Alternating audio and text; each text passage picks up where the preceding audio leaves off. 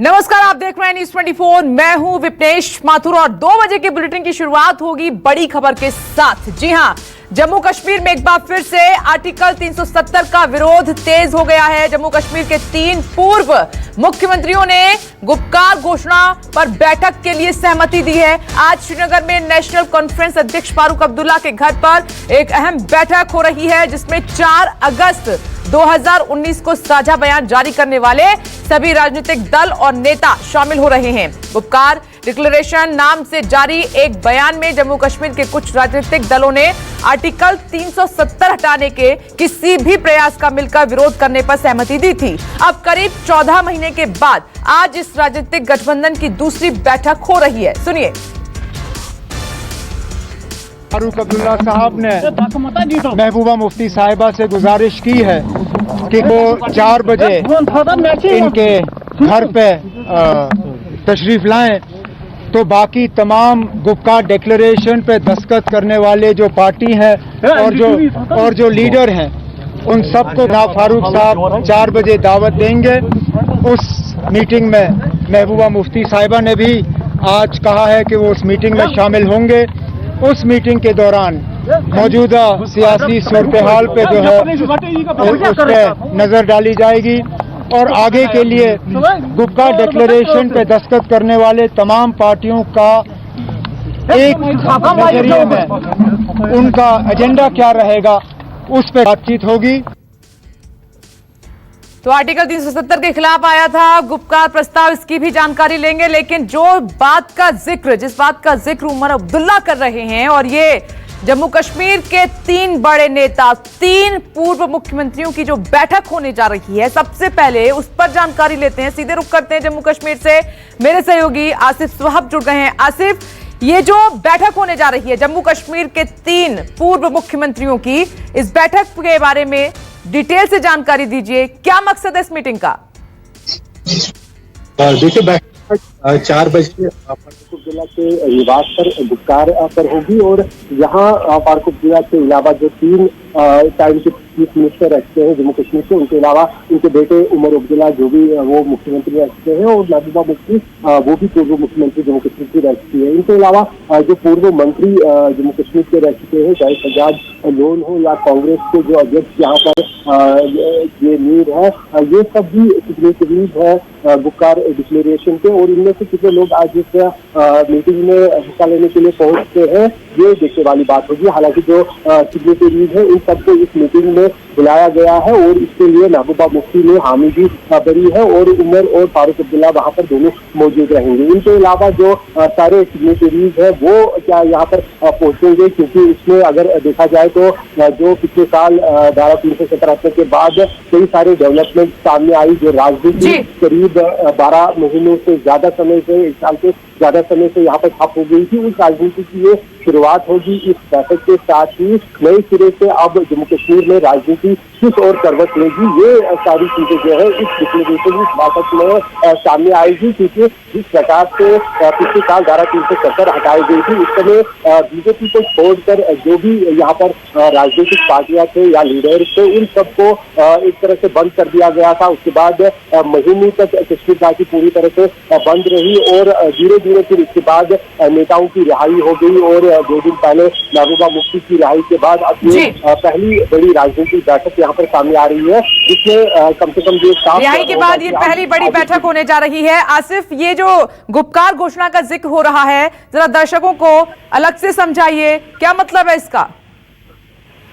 देखिए, जो पिछले साल एक कयास शुरू हो गए थे, पहले एक पूरी अनसर्टेनिटी पैदा हो गई थी कि जो जम्मू कश्मीर का स्टेटस है, अगस्त के दौरान ही इस तरह की खबरें आने लगी थी कि केंद्र द्वारा हटाया गया। तो उसी दौरान यहाँ पर जो राजनीतिक पार्टियां थी, खासतौर पर कश्मीर घाटी में जिनकी बेस सबसे मजबूत है, वो सभी राजनीतिक पार्टियां इकट्ठा हो गई थी और उन्होंने तब फारूक अब्दुल्ला के निवास पर 4 अगस्त को एक बैठक की थी और उस बैठक में फैसला हुआ था कि जो जम्मू कश्मीर का स्पेशल स्टेटस है उसको बचाने के लिए वो लोग अपनी कोशिशें करेंगे, अपनी राजनीति करेंगे और इसी को गुपकार डिक्लेरेशन नाम दिया गया था, धारा 370 बचाने के इस मूवमेंट को।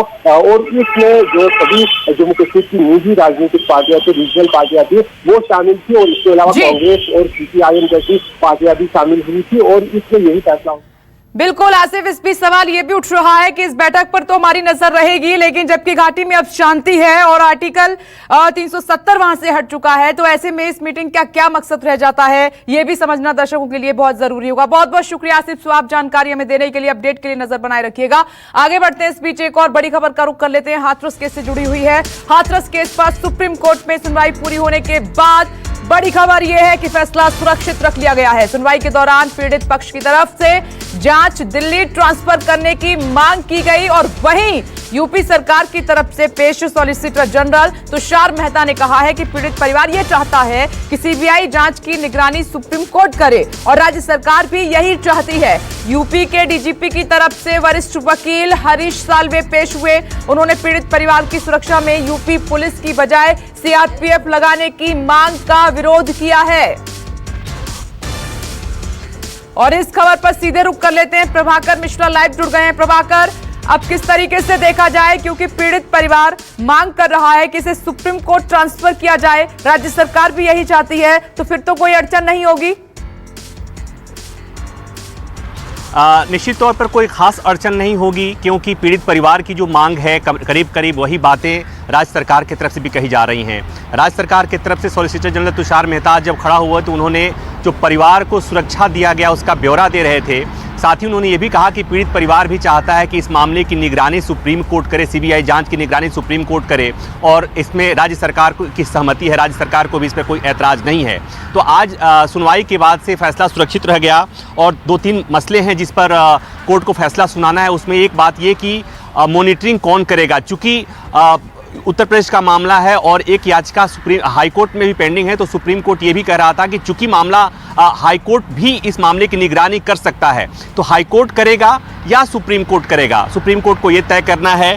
दूसरी बात ये कि जो मांग की गई है पीड़ित परिवार की तरफ से कि ट्रायल जो है यूपी में नहीं हो, दिल्ली में हो, तो ट्रायल का ट्रांसफर होगा या नहीं होगा। और तीसरी बात कि पीड़ित परिवार की जो सुरक्षा है यूपी पुलिस के को दिया गया है, तो उस पर सवाल उठाया गया था कोर्ट में कुछ याचिकाकर्ताओं की तरफ से कि यूपी पुलिस पर भरोसा नहीं है, उसके बदले सीआरपीएफ को दे दिया जाए सुरक्षा की जिम्मेवारी। तो कोर्ट को यह भी तय करना है कि यूपी पुलिस की सुरक्षा जारी रहेगी या उस सुरक्षा को सीआरपीएफ को सौंपा जाएगा। तो ये सारी बातें हैं जिस मसले पर सुप्रीम कोर्ट में सुनवाई पूरी हो गई, फैसला तो प्रभाकर क्या इस पॉइंट को भी कंसीडर किया जाता है, क्योंकि अमूमन आपने देखा है कई मामलों को आप लंबे वक्त से सुप्रीम कोर्ट को कवर करते आ रहे हैं, अदालतों को आपने बहुत करीब से देखा है कि जहां का मामला होता है वहां पीड़ित पक्ष को डर रहता है, खतरा रहता है, तो इस पॉइंट को कंसीडर किया गया है कि वहां जांच ना होकर अदर स्टेट में किया जाए उसको। देखिए, जांच तो वहीं होगी, जांच ट्रायल का मसला होता है, तो ट्रायल के मामले में कई मामले ऐसे, सैकड़ों मामले ऐसे हैं जहां पर जब स्थिति ऐसी बनती है कि पीड़ित पक्ष को परिवार को उम्मीद नहीं होती है या आरोप होता है कि पुलिस वहां पर ट्रायल की उम्मीद नहीं है, न्याय मिलने की उम्मीद नहीं है, तो सुप्रीम कोर्ट ने, देश की सबसे बड़ी अदालत ने कई मामलों में, सैकड़ों मामले में ट्रायल को ट्रांसफर किया है। और उन्नाव मामले में भी ऐसा हुआ था, तमाम कठुआ मामले में भी हुआ था। तो यहां पर भी ये मांग उठ रही है कि यूपी में जिस तरह से पुलिस का रवैया रहा है, ऐसे में न्याय मिलने की उम्मीद नहीं है और इसीलिए ट्रायल को उत्तर प्रदेश से, हाथरस से ट्रांसफर किया जाए दिल्ली में, ये मांग की गई है। अब ये देखना है कि कोर्ट, सुप्रीम कोर्ट उस मांग पर किस तरह विचार करता है। लेकिन चूंकि मांग पीड़ित परिवार की तरफ से, तो मुझे उम्मीद जो लग रही है वो ये लग रही है कि सुप्रीम कोर्ट शायद इस पर विचार करे। बहुत बहुत शुक्रिया प्रभाकर मिश्रा, जानकारी दर्शकों तक पहुंचाने के लिए। देखिए, ये पूरा मामला जो है ट्रायल का है, पूरा मामला ट्रायल का है। परिवार भी चाहता है कि यूपी से ट्रांसफर होकर अब सुप्रीम कोर्ट इसको कंसीडर करे, इसको देखे। पीड़ित परिवार की मांग है तो हो सकता है इस पर जल्द सुनवाई हो। आगे बढ़ते हैं, दिल्ली से एक हैरान करने वाली खबर आपको दिखाते हैं। यहाँ कैंट इलाके में एक ट्रैफिक कांस्टेबल को बोनट पर घसीटने का वीडियो वायरल हो रहा है। जानकारी के मुताबिक ट्रैफिक कांस्टेबल महिपाल सिंह जब ड्यूटी पर तैनात थे तभी एक तेज रफ्तार कार को रुकने का इशारा किया गया, लेकिन कार चालक ने रुकने की बजाय महिपाल को टक्कर मारी और करीब करीब 500 मीटर तक बोनट पर घसीटते हुए लेकर गया। आधे किलोमीटर बाद महिपाल सिंह कार से नीचे गिर गए और कार चालक वहां से फरार हो गया। इस घटना से पूरे इलाके में अफरा तफरी का माहौल बना हुआ है और आसपास लगे सीसीटीवी कैमरों से आरोपियों की तलाश तेज कर दी गई है। अब पुलिस ने 2 युवकों को इस मामले में गिरफ्तार भी कर लिया है और खतरनाक ड्राइविंग की धाराओं में मामला दर्ज कर लिया है। ये देखिए, ये वीडियो आपके सामने है, बेहद खतरनाक। और इस खबर पर मेरे सहयोगी वरुण सिन्हा जुड़ गए। वरुण, क्या अपडेट है? क्या आरोपियों का कुछ पता चला या नहीं?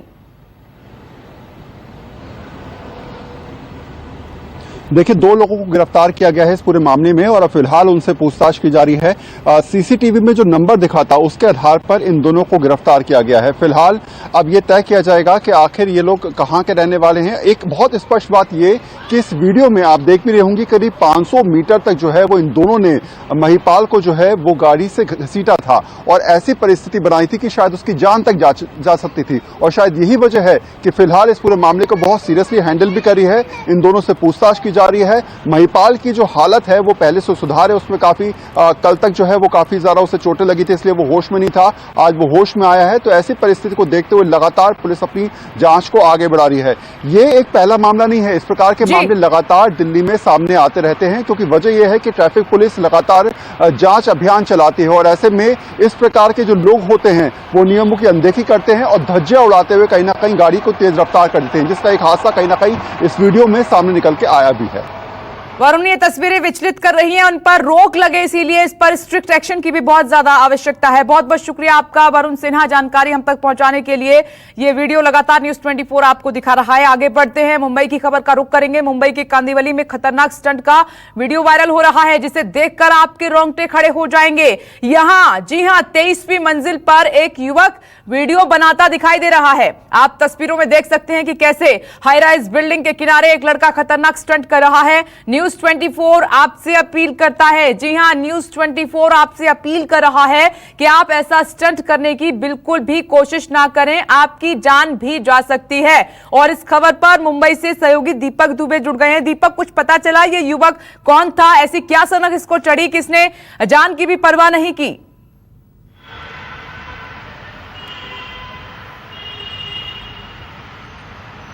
जी, मुंबई पुलिस इन सभी युवकों की तलाश में जुटी हुई है। कल शाम को मुंबई पुलिस ने कांदिवली इलाके में इस एसआरए की बिल्डिंग में छापेमारी की थी। इनके माता पिता से बातचीत की गई है और इन्हें ढूंढने की कोशिश लगातार जारी है। लेकिन जब से ये वीडियो वायरल हुआ है, ये शख्स जो इस वीडियो में दिख रहा है स्टंटबाज, ये गायब है। इसके साथ साथ 2 और अन्य लोग थे जो वीडियो बना रहे थे, इसके साथ वहां पर मौजूद थे। यानी कि कुल 3 लोगों की तलाश मुंबई पुलिस इस वक्त कर रही है। वहीं मुंबई पुलिस ने अपील भी की है लोगों से कि इस तरह के खतरनाक स्टंट को अंजाम न दें, क्योंकि ये महज आपकी जान के साथ खिलवाड़ नहीं, बल्कि जो लोग देख रहे हैं वो भी कहीं ना कहीं इसके चपेट में आ सकते हैं। तो न्यूज़ 24 भी अपील कर रहा है। मुंबई पुलिस लगातार इन तीनों युवकों की तलाश में जुटी हुई है। खासतौर पर ये जो मुख्य स्टंटबाज है, जिस तरह से खतरनाक स्टंट कर रहा है, ये कहीं ना कहीं जान से भरा जोखिम वाला काम था जो इसने अंजाम दिया हुआ है। इसके साथ साथ सोशल मीडिया पर जो लोग देख रहे हैं, खासतौर पर बच्चे, उनके लिए कहीं ना कहीं ये विषय बना हुआ है कि उनकी जान कहीं खतरे में ना पड़ जाए, क्योंकि ऐसे वीडियो देखकर वो भी कई बार उकसाने में आ जाते हैं। तो मुंबई पुलिस ने अपील की है और इन तीनों की तलाश में हो जाता है कि पुलिस इनको ढूंढे, इनके बारे में पता लगाए, पूछे और इन पर कड़ा एक्शन हो, क्योंकि इस तरीके से खतरनाक स्टंट करना ये उनकी जान के लिए भी खतरा है और साथ ही अगर बच्चे देखेंगे तो वो भी कर सकते हैं। इसीलिए न्यूज़ 24 अपील कर रहा है पहले से कि ये जो वीडियो आप देख रहे हैं, इसमें जो कुछ भी हो रहा है आप करने की बिल्कुल कोशिश ना करें, आपकी जान पर भारी पड़ सकता है। नमस्कार, मैं हूं मानक गुप्ता। अगर आपको हमारा ये वीडियो पसंद आया हो तो इसे लाइक और शेयर जरूर करें और हाँ, हमें सब्सक्राइब और फॉलो करना ना भूलें, ताकि आप देश और दुनिया की कोई खबर मिस ना करें। तो जुड़े रहिए हमारे साथ और देखते रहिए न्यूज़ 24।